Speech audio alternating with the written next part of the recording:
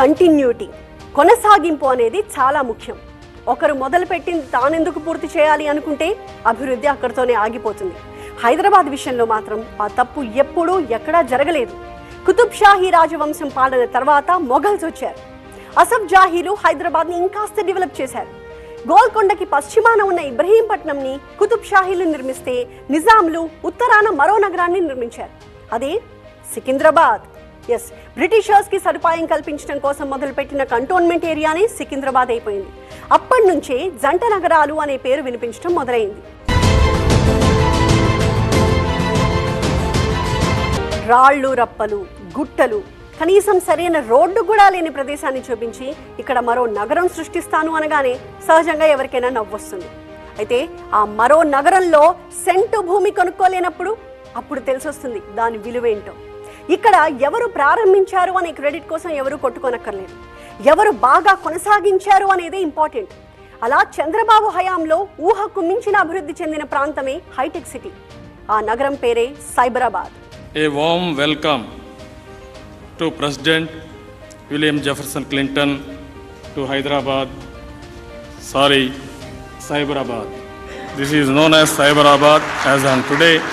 As the minister said, Hyderabad is being known now as Cyberabad. Hyderabad, Secunderabad, Cyberabad. మరి తర్వాత ఏంటి? మరో నగర సృష్టి జరక్క దాదాపు 20 ఏళ్లు గడిచిపోయిందే అని బాధపడక్కర్లేదు. వచ్చేస్తోందిగా ఫోర్త్ సిటీ. హైదరాబాద్, సికింద్రాబాద్, సైబరాబాద్కి తోడుగా మరో నగర నిర్మాణం ఫోర్త్ సిటీ పేరుతో జరుగుతోంది. కాస్త కఠినమైనప్పటికీ కొన్ని నిజాలు మాట్లాడుకోవాలి ఇక్కడ. కొత్త నగరాల సక్సెస్ రేట్ బాగా తగ్గిపోయింది. దేశంలో కానీ విదేశాల్లో చూసినా కూడా కొత్త రాజధాని పేరుతో కడుతున్న నగరాలు పెద్దగా విజయవంతమేమీ కాలేదు. మయన్మార్ ఏరి కోరి ముచ్చటపడి కట్టుకున్న కొత్త రాజధాని నైపిడా ఎలా ఉంటుందో తెలుసా?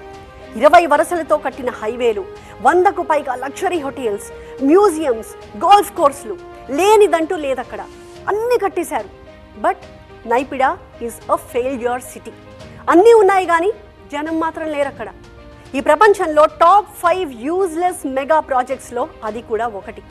కానీ ఇప్పుడు మన ఫోర్త్ సిటీ విషయంలో అలా కాదు, జరగదు కూడా. అంత కాన్ఫిడెంట్గా ఎలా చెప్తున్నారంటారా? ఏదైనా ప్రూఫ్ ఉందా అంటే ఖచ్చితంగా ఉంది. హైదరాబాద్ అభివృద్ధికి ప్రధానంగా 3 రంగాలు కారణం. ఒకటి ఐటీ, రెండోది ఫార్మా, మూడోది రియల్ ఎస్టేట్. ప్రపంచవ్యాప్తంగా ఎన్ని సంక్షోభాలు వచ్చినా హైదరాబాద్లోని ఈ 3 రంగాలు మాత్రం తట్టుకుని నిలబడ్డాయి. ముఖ్యంగా హైదరాబాద్ రియల్ ఎస్టేట్ పరుగులు మాత్రం అత్యద్భుతం అని చెప్పాలి. ఈ దేశంలో మరే నగరానికి లేనంత స్పీడ్ మన రియల్ ఎస్టేట్ రంగానికి ఉంది. ఫోర్త్ సిటీ అనే ప్రకటన రావడం ఆలస్యం. వెంటనే వినిపించిన ప్రశ్న ఏంటో తెలుసా? మాస్టారు, గజం ఎంత లెక్కన అమ్ముతారేంటి అని. Hyderabad is one of the richest cities. ముత్యాలు అమ్మేవారు ఇక్కడ, అందుకే సిటీ ఆఫ్ పర్ల్స్ అని పేరు. హైదరాబాద్ అత్యంత సంపన్న నగరం కాబట్టి ఎక్కడెక్కడి వాళ్ళు వచ్చి ఇక్కడ పాలించారు. నిజాం అయితే హైదరాబాద్ని ఒక ప్రత్యేక దేశంగా చూడాలనుకున్నాడు. అలా హైదరాబాద్ని వదులుకోవడానికి ఇష్టపడకపోతేనే కదా ఆపరేషన్ పోలో మొదలుపెట్టింది. హైదరాబాద్ అభివృద్ధి కానీ, సంపన్న నగరం అనే స్టేటస్ కానీ 400 ఏళ్లుగా ఇంకా కొనసాగుతూనే వస్తోంది. ముఖ్యంగా మౌలిక సదుపాయాల కల్పనలో the best city Hyderabad. Delhi తర్వాత అంతటి ఘనమైన ఇన్ఫ్రాస్ట్రక్చర్ ఉన్న నగరం మన హైదరాబాదే. ముందు చూపుతో ఆలోచించి హైదరాబాద్లో ఇన్నర్ రింగ్ రోడ్ కట్టారు. ఇప్పుడు అది ఎక్కడుందో కూడా తెలియనంతగా కలిసిపోయింది. 4 వరుసల రోడ్డుతో సుమారు 50 కిలోమీటర్లతో హైదరాబాద్కి ఇన్నర్ రింగ్ రోడ్ నిర్మించారు. Masab tank, Banjara hills, Panjagutta, Begumpet, Habsiguda, Uppal, Nagole, LB Nagar, Chandrayangutta, Aramghar, Attapur మీదుగా వెళుతుంది ఈ రూట్. హైదరాబాద్ నగరం ఈ చిన్న ఇన్నర్ రింగ్ రోడ్లో ఇమడలేకపోయింది. చెరువు అలుగుపారినట్టు ఐఆర్ఆర్ను మించి విస్తరించడం మొదలుపెట్టింది. దీంతో కాస్త ముందు చూపుతో ఔటర్ రింగ్ రోడ్ కట్టారు. హైదరాబాద్ చుట్టూ 8 వరుసల రోడ్డుతో 158 కిలోమీటర్లు నిర్మించారు. ఇప్పుడు ఇది కూడా సరిపోవట్లేదు. అందుకే 347 కిలోమీటర్లతో 4 వరుసలతో దేశంలోని అతిపెద్ద రీజనల్ రింగ్ రోడ్ని నిర్మిస్తున్నారు. కనీసం వచ్చే 50 ఏళ్ల అవసరాలను తీర్చగల ప్రాజెక్ట్ ఇది. హైదరాబాద్ చుట్టూ దాదాపు 350 కిలోమీటర్లు డెవలప్ అవుతోంది అంటే ఇక ఫోర్త్ సిటీ డెవలప్మెంట్ గురించి సందేహపడాల్సిన అవసరం ఉంటుందా? ఫోర్త్ సిటీ ఫ్యూచర్ బ్రహ్మాండంగా ఉండబోతోంది అనడానికి ఇంతకంటే ప్రూఫ్స్ ఏం కావాలి? భారతదేశంలో హైదరాబాద్తో పాటుగా ఢిల్లీ, ముంబై, చెన్నై, బెంగళూరు, కోల్కతా, అహ్మదాబాద్ ఈ 7 మెట్రో నగరాలున్నాయి. వీటితో పాటుగా మరో 20 వరకు మినీ మెట్రోస్ ఉన్నాయి. కానీ ఇవి సరిపోవట్లేదు. కనీసం మరో 30 మెట్రో సిటీస్ అవసరం ఉంది ఈ దేశానికి. 2050 నాటికి నగరాలకు వచ్చే వారి సంఖ్య ప్రస్తుతం ఉన్న 32% నుంచి 51% పెరగబోతోందట. నగరాల్లో 51% జనాభా అంటే అర్థం దాదాపు 80 కోట్లతో సమానం. సో కోటి జనాభాని మాత్రమే తట్టుకోగల నగరంలో 2 కోట్ల మంది ఉంటే జీవన ప్రమాణాలు ఆబ్వియస్గా పడిపోతాయిగా.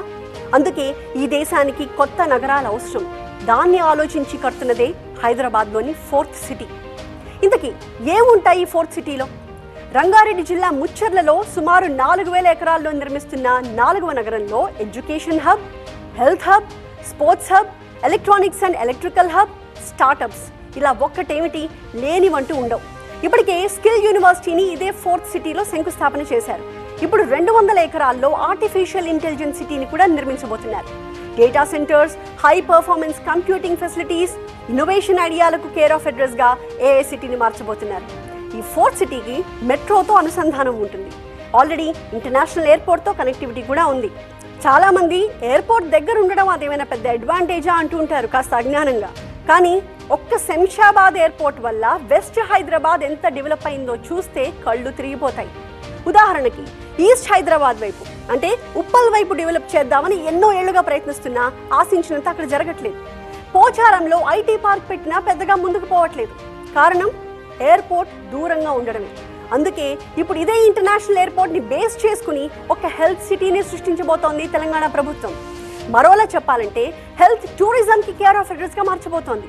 దేశ విదేశాల నుంచి ట్రీట్మెంట్ కోసం శంషాబాద్ లో దిగి కావాల్సిన వైద్య